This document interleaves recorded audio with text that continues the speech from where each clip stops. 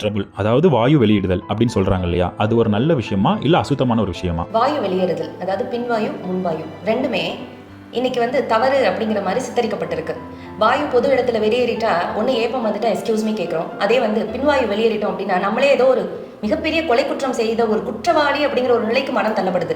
ஏன்னா அந்த மாதிரியான காணொலிகளும் படங்கள்லையும் மக்கள் கிண்டல் பண்றதா இருக்கட்டும், இதை பத்தி தவறுதலா பேசுறதா இருக்கட்டும் தொடர்ந்து நடந்துகிட்டே தான் இருக்கு. உடம்புக்குள்ள ஒரு விஷயம் போகுதுன்னு வச்சுக்கோங்களேன், அது வெளியேறணும் இல்லைங்களா? அது எப்படி வெளியேறும் அப்படின்னா இந்த வழிகளில் தான் வெளியேறி ஆகணும்.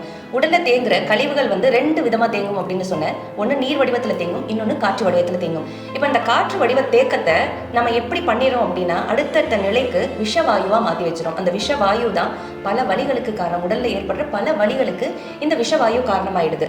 அப்போ நம்மளோட உடல்ல இருந்து வெளிப்படும் இந்த காற்று உள்ள செல்லும் இந்த காற்று, அதாவது பிராணவாயு நம்ம இன்ஹேல் பண்றோம். இன்ஹேல் பண்றது ஓகே, நம்மளோட நுரையீரலுக்கு போகுது அப்படிங்கிறது நம்ம எல்லாருக்குமே தெரியும். நுரையீரலுக்கு போனதுக்கு அப்புறம் என்ன நடக்குது, அந்த காற்று என்ன ஆகுது, எங்கெல்லாம் டிராவல் ஆகுது அப்படிங்கிறதுக்கான மிகப்பெரிய அறிவியல் இருக்கு. இந்த அறிவியல் உள்ள போய் நம்ம பார்க்கணும் அப்படின்னா ஒவ்வொரு உறுப்புகளும் பார்த்தீங்க அப்படின்னா ஒவ்வொரு செல்களும், உறுப்புகள்னு கூட சொல்ல முடியாது, ஒவ்வொரு செல்களும் நம்ம எப்படி சுவாசிக்கிறோமோ அதே மாதிரி ஒவ்வொரு செல்களும் சுவாசிக்கும். அந்த சுவாசிக்கும் காற்று தான் ஒரு கட்டத்துல அதுல இருக்கிற எல்லா விதமான சத்துக்களையும் எடுத்ததுக்கு அப்புறம் இந்த தேவையில்லாத காற்றை அது வெளியேற்றி ஆகணும். இந்த வெளியேற்றும் முறை தான் பார்த்தீங்க அப்படின்னா ஏப்பமாகவும் பின்வாயுவாகவும் வெளியேறுது.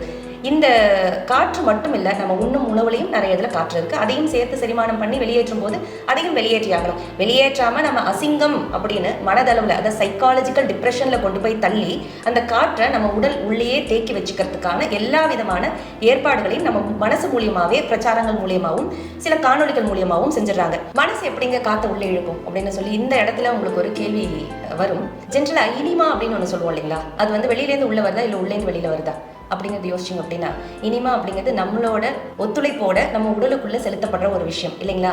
அப்போ அந்த இடத்துல நம்ம சிரஞ்சு யூஸ் பண்றோமா இல்லை வேற ஏதாவது யூஸ் பண்றோமா அப்படின்னா வெறும் டியூப் வச்சு தான் இந்த இனிமா அப்படிங்கிற அந்த லிக்விடை நம்மளோட ஆசன வாயு மூலியமா உள்ள அனுப்புறாங்க.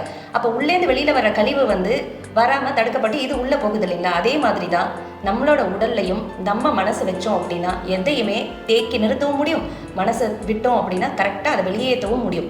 இதுதான் உடலும் மனதும் ஒன்று அப்படின்னு நாங்கள் திரும்ப திரும்ப சொல்கிறோம். சைக்காலஜிக்கலாக எதை பற்றி யோசிச்சிங்க அப்படின்னாலும் அதுவாகவே நம்ம ஆகிறோம் அப்படிங்கிறது தான் இங்கே நீங்கள் புரிஞ்சுக்க வேண்டிய ஒரு விஷயம்.